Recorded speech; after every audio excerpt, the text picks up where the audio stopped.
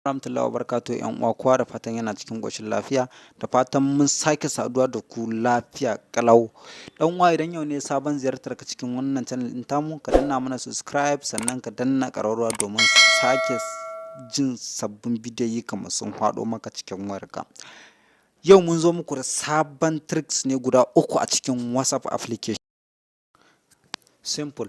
Abu na farko da za mu nuna muku shine ka yi chat da yawa ga su nan barkatai kuma kana so ka goge chat ɗin da kai kowanne cikin shi da saƙo. Abin da za ka yi is simple. Saƙonni ne sun maka yawa kuma kana so ka goge su ka rage su wa'innan saƙonnin.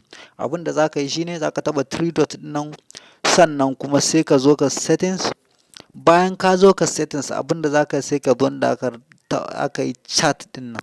Bayan ka zo ka taɓa inda aka chat, sai ka zo can ƙasa za ka zo ka chat history. Bayan ka zo ka taɓa chat history, sai ka shiga nan clear all chat.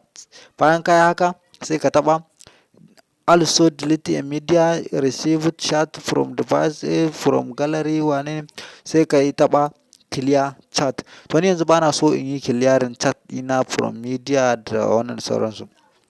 Abu na biyu da za mu nuna muku shine how can create YouTube thumbnail. How can create YouTube thumbnail. Abin da za ka yi, za ka ƙirƙiri thumbnails da ake hotuna masu ƙayatarwa da ake ɗora a kan YouTube idan za ka shiga wanda suke jan hankalin mutane. Abin da za ka yi shine za ka taɓa wannan cycle ɗin bula da aka yi a nan gurin, shine alamar Meta AI. Za ka shige shi a nan gurin.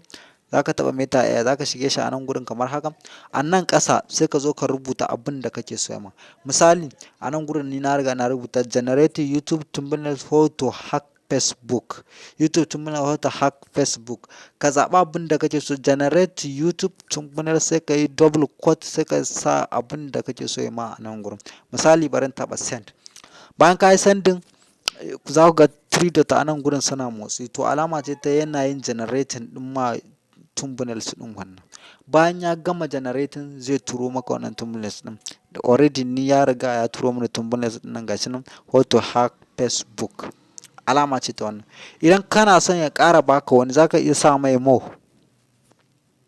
Idan ka sake tura more, zai yi ma wani still na wannan prompt ɗin na fara da ka bashi, kuma ya sake yi ma wani kala daban. Gashi nan yana loading. Gashi. Already zai yi ma creating ɗin shi, ka gani very simple kamar yanzu wanga. Gashi nan how to hack Facebook. Hakan wannan very easy, wannan ya yi kyau sosai. Haka ake yi wannan.